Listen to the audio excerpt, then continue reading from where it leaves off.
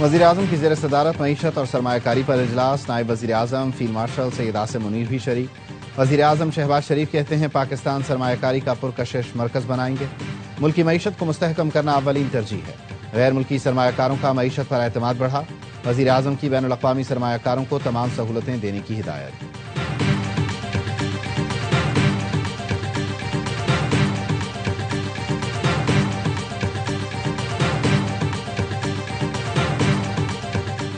हमारे मुसव्वदे में तब्दीली की गई। ट्रंप के ऐलान करदा गजा अमन मुआहिदे के 20 निकात में नो-अन हमारे नहीं। वज़ीर-ए-आज़म को मुसव्वदे में तब्दीली कायल नहीं था। ट्रंप के ट्वीट के जवाब में वज़ीर-ए-आज़म के ट्वीट पर नायब वज़ीर-ए-आज़म इसहाक डार की वजाहत। कहा, गजा में मुकम्मल जंगबंदी जरूरी है।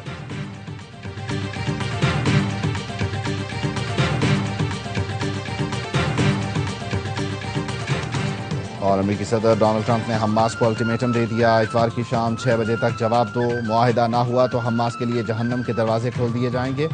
सदर ट्रंप का ट्रुथ सोशल पर पैगाम। आप लोगों को शमा ही नजर आती है और कुछ दिखाई नहीं देता। नायब वज़ीर-ए-आज़म इसहाक डार का कौमी असेंबली में नारे लगाने वालों को जवाब। कहा, मेरे जारी करदा लेटर ऑफ क्रेडिट में शमा जुनेजो का नाम शामिल नहीं था। वज़ीर-ए-आज़म का दूसरा वफ्द होता है जिसमें मुलाजमीन, तकरीर नवीस वगैरह होते हैं। ये मोहतरमा उसका हिस्सा थी। शमा जुनेजो ने गैर जिम्मेदाराना हरकत की।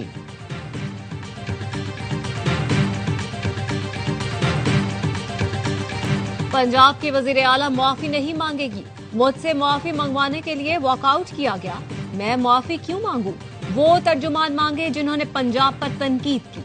आइंदा पंजाब पर बात करने से पहले 100 बार सोचना। पंजाब पर बात करोगे तो जवाब मिलेगा और जोरदार मिलेगा। वजीर आला पंजाब मरियम नवाज का सीज फायर से इनकार। कहा, पंजाब ने अपने पैसों से नहरें निकालनी थी, इजाजत नहीं दी गई। सीसीआई मीटिंग में पंजाब के अवाम का मुकदमा लड़ा। लोगों को गुमराह करके सड़कों पर निकाला गया कि पंजाब के खिलाफ बात करो। पंजाब को अपना समझती हूँ तो इसलिए अपना पानी कहती हूँ। मुझे कहा जा रहा था आलमी इमदाद क्यों नहीं मांगते। जब अवाम का पैसा अवाम पर खर्च करने की नीयत हो तो हाथ नहीं फैलाया जाता। आसिफ जरदारी मोहतरम, बिलावल छोटा भाई है। बताना चाहती हूँ मुझे दुख है। पंजाब में सैलाब था और प्रेस कॉन्फ्रेंस करके पंजाब हुकूमत का मजाक उड़ा रहे थे।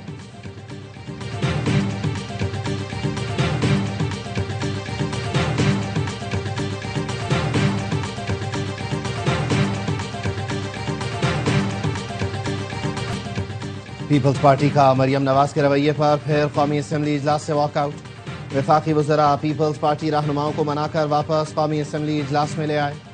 नवीद कमर ने कहा, ऐवान से बतौर एहतजाज वॉकआउट करते हैं। ऑन ग्राउंड हालात जूं के तू हैं और कोई तब्दीली नहीं आई। हम इस वक्त इस ऐवान का हिस्सा नहीं बन सकते जब तक हालात तब्दील नहीं होते। नायब वज़ीर-ए-आज़म इसहाक डार ने कहा, गोलाबारी रोकना होगी, 2-4 दिनों में मामलात हल कर लेंगे। वज़ीर-ए-आज़म बैरूनी दौरे से वापस आ गए हैं। बिलावल भुट्टो और आसिफ अली जरदारी मुल्क से बाहर हैं।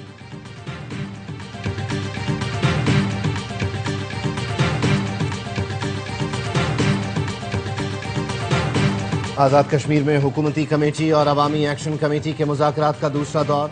अवामी एक्शन कमेटी का मुहाजिरीन की 12 नशिस्तों के खात्मे का मुतालबा। हुकूमती कमेटी के रुकन तारिक फजल चौधरी कहते हैं, अवामी मफाद के ज्यादातर मुतालबात पहले ही मंजूर किए जा चुके। कुछ मुतालबात मानने के लिए आईनी तरमीम दरकार है जिस पर बातचीत जारी है। मुज़ाकरात में राजा परवेज अशरफ, राना सनाउल्लाह, एहसन इकबाल, इंजीनियर अमीर मकाम, सरदार यूसुफ, कमर जमान कायरा शरीक। साबिक सदर आज़ाद कश्मीर सरदार मसूद खान भी शरीक हैं। भारतीय मीडिया का नया ड्रामा। वुमेन्स वर्ल्ड कप की कमेंट्री में सनामीन ने नतालिया परवेज का तारुफ करवाते हुए आज़ाद कश्मीर का जिक्र किया तो भारतीय मीडिया तिलमिला उठा। गोदी मीडिया के मुताबिक आज़ाद कश्मीर मुतनाज़ इलाका है। कमेंट्री में इसका जिक्र करना सियासी मामला है। सनामीन ने भी करारा जवाब दिया। क्रिकेट वेबसाइट्स के स्क्रीनशॉट्स शेयर किए जिसमें नतालिया का ताल्लुक आज़ाद कश्मीर से लिखा दिखाया गया।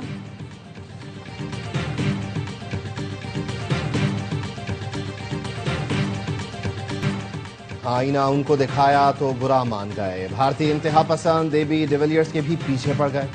साबिक जनूबी अफ्रीकी कप्तान ने गुज़श्ता रोज ट्रॉफी ड्रामे पर भारत को आड़े हाथों लिया। खेल से सियासत दूर रखने का मशवरा दिया। भारतीय तिलमिला गए। आईपीएल से पैसे कमाने के ताने और भारत कभी ना आने के मशवरे देने लगे। کوئی کہنے لگا اے بی نے بھارتی پالیسیوں کے خلاف بول کر اپنی عزت گنوا دی، کسی نے لیجنڈری بلے باز کو اوور ریٹڈ کہہ دیا۔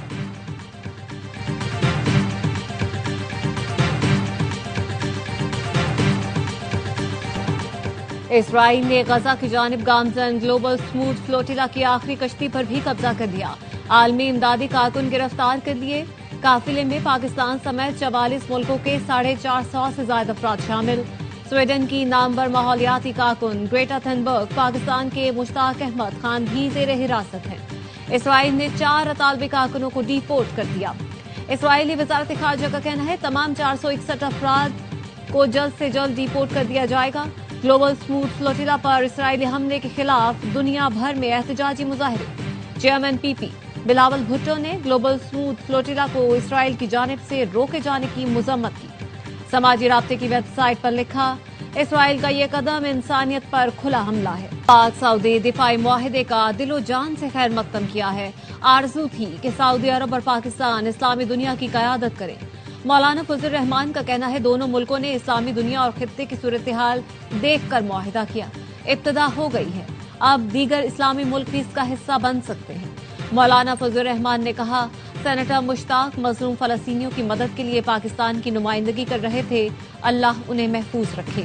امیر جماعت اسلامی حافظ نعیم الرحمان نے کہا، گلوبل سموتھ فلوٹیلا پر اسرائیلی حملے اور امریکہ کی سرپرستی کی مذمت کرتے ہیں۔ مشتاق احمد سمیت دیگر لوگوں نے انسانیت کے نام پر غزہ کا محاصرہ توڑنے کی کوشش کی۔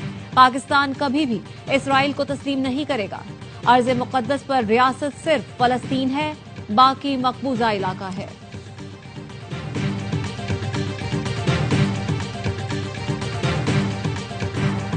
پی ٹی آئی رہنما اسد قیصر کہتے ہیں ٹرمپ کے 20 نکات ابھی آئے نہیں اور میاں صاحب نے ٹویٹ کر دی۔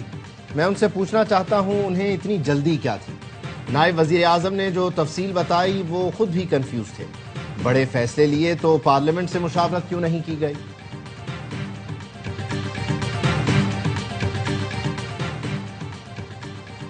گلوبل سموتھ فلوٹیلا پر حملے کے خلاف اور فلسطینیوں سے یکجہتی کے لیے جماعت اسلامی اور جے یو آئی کا ملک بھر میں احتجاج، مظاہرے اور ریلیاں۔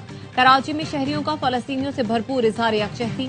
امیر جماعت اسلامی کراچی منم ظفر نے کہا، گلوبل سموتھ فلوٹیلا پر حملہ کر کے اسرائیل نے عالمی قوانین کی دھجیاں اڑا دی۔ اسلام آباد، پشاور، سوات سمیت تمام چھوٹے بڑے شہروں میں گلوبل سموتھ فلوٹیلا کے کارکنوں سے اظہار یکجہتی۔ حکومت سے سینیٹر مشتاق احمد اور دیگر کی بحفاظت رہائی کے لیے اقدامات کا مطالبہ۔ جمعیت علماء اسلام کی بھی سموتھ فلوٹیلا پر حملوں کی مذمت۔ جے یو آئی کارکنوں کی کراچی، لاہور، پشاور، کوئٹہ سمیت ملک بھر میں مظاہرے۔ عالمی برادری سے فلوٹیلا کے رضاکاروں کی رہائی کے لیے اقدامات کا مطالبہ۔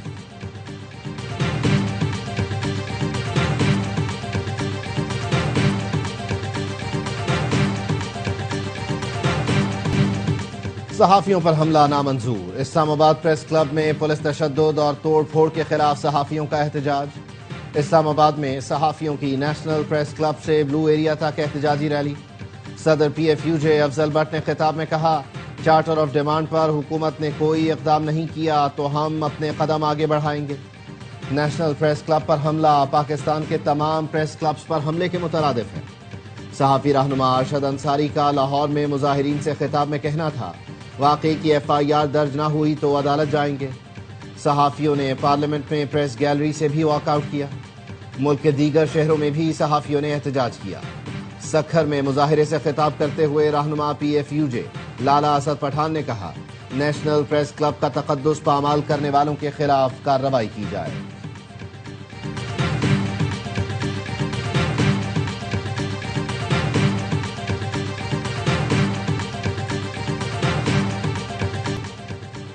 سیکیورٹی فورسز کا بلوچستان کے ضلع شیرانی میں انٹیلیجنس بیسڈ آپریشن۔ فائرنگ کے تبادلے میں 7 بھارتی اسپانسرڈ دہشت گرد ہلاک۔ آئی ایس پی آر کا کہنا ہے آپریشن 1 اکتوبر کو دہشت گردوں کی موجودگی کی اطلاع پر کیا گیا۔ دہشت گرد بھارتی پراکسی تنظیم فتنہ خوارج سے تعلق رکھتے تھے۔ علاقے میں کلیئرنس اور سینیٹائزیشن آپریشن جاری ہے۔ صدر مملکت آصف علی زرداری وزیر اعظم شہباز شریف کا سیکیورٹی فورسز کو خراج تحسین، کہا دہشت گردی کے افرید کو جڑ سے اکھاڑ پھینکیں گے۔ وزیر داخلہ محسن نقوی نے کہا فورسز نے بر وقت کارروائی کر کے دہشت گردوں کے مذموم عزائم خاک میں ملائے۔ قیام امن کے لیے سیکیورٹی فورسز کی کامیابیوں کو قدر کی نگاہ سے دیکھتے ہیں۔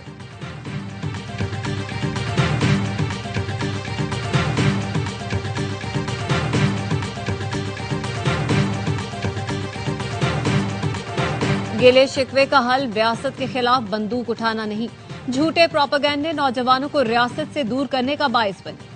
وزیر اعلیٰ بلوچستان سرفراز بگٹی کی مختلف جامعات کی فیکلٹی ممبران سے گفتگو، کہا تحقیق اور وضاحت کے ذریعے نسل نو کی درست رہنمائی کریں، یہ وطن ہم سب کا ہے اور سب نے قربانیاں دی ہیں۔ بلوچستان میں گورننس کی بہتری کے لیے اصلاحات متعارف کروائی جا رہی ہیں۔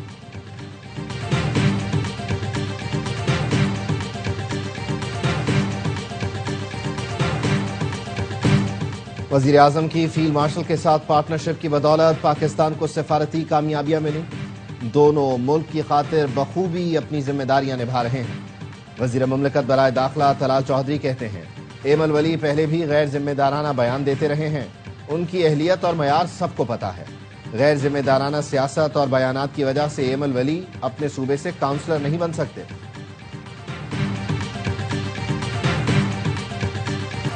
ٹیکس کے پیسوں کا درست استعمال ضروری ہے، ملک نہ چلنے کی بڑی وجہ عوام کا عدم اعتماد ہے۔ حکمرانوں کا کام ہے کہ ٹیکس کے پیسے کو درست جگہ خرچ کریں۔ گورنر سندھ کامران ڈسوری کا تقریب سے خطاب، کہا عوام کے مسائل حل کرنا منتخب نمائندوں کی ذمہ داری ہے۔ وزیر اعظم و فیلڈ مارشل دن رات کوششیں کر رہے ہیں، آج سب سے زیادہ ملک کو معاشی طور پر مستحکم کرنے کی ضرورت ہے۔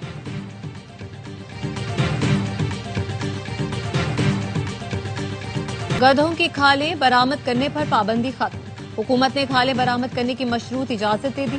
نوٹیفیکیشن کے مطابق گوادر فری زون میں منظور شدہ اور رجسٹرڈ مذبح خانوں سے کھالیں برآمد کرنے کی اجازت ہوگی۔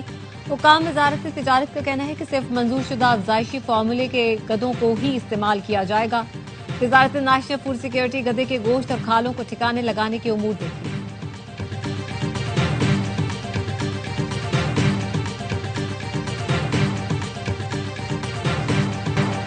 محکمہ موسمیات نے بحیرہ عرب میں ڈپریشن کی شدت بڑھنے پر چھٹا الرٹ جاری کر دیا۔ ڈپریشن شدت اختیار کر کے ڈیپ ڈپریشن بن گیا، جو کراچی سے تقریباً 350 کلومیٹر جنوب میں موجود ہے۔ محکمہ موسمیات کا کہنا ہے ڈیپ ڈپریشن کے آئندہ 12 گھنٹے میں طوفانی شکل اختیار کرنے کا امکان ہے۔ 24 گھنٹے بعد ڈیپ ڈپریشن کے شدید سمندری طوفان بننے کی پیش گوئی ہے۔ آج تھر پارکر، عمرکوٹ، بدین، ٹھٹھا، سجاور، ٹنڈو محمد خان میں بارش کا امکان ہے۔ حیدرآباد، مٹیاری، جامشورو اور کراچی کے چند علاقوں میں بھی بارش ہو سکتی ہے۔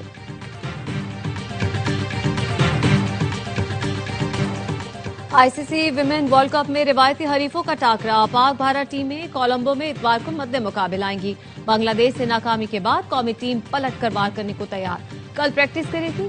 بھارتی ٹیم فتوحات جاری رکھنے کے لیے پرعزم، افتتاحی میچ میں سری لنکا کو ہرایا تھا۔ ویمن ورلڈ کپ میں انگلینڈ کا دبنگ کھیل، اپنے پہلے میچ میں جنوبی افریقہ کو 10 وکٹوں سے آؤٹ کلاس کر دیا۔ گوہاٹی میں 70 رنز کا ہدف 15ویں اوور میں حاصل کیا۔ ایمی جونز نے 40 رنز کی اننگز کھیلی۔ جنوبی افریقی ٹیم پہلے کھیل کر صرف 69 رنز پر ڈھیر ہوئی۔